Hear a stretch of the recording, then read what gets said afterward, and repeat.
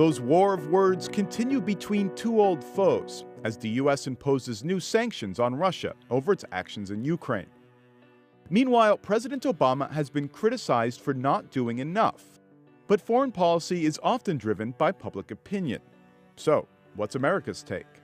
It turns out over half of Americans support amping up those sanctions against Russia. That's according to a new survey by the Pew Research Center and USA Today. But maybe the buck stops there.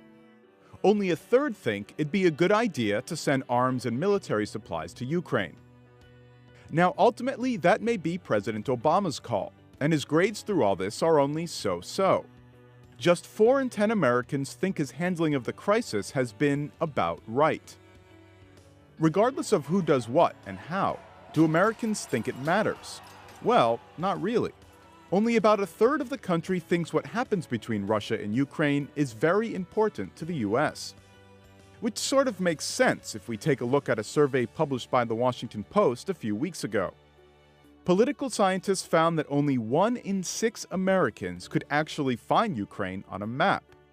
The median response was about 2,900 kilometers off. The survey actually found that the less accurate a person was about Ukraine's location, the more they wanted the US military to get involved. David Botti, BBC News, Washington.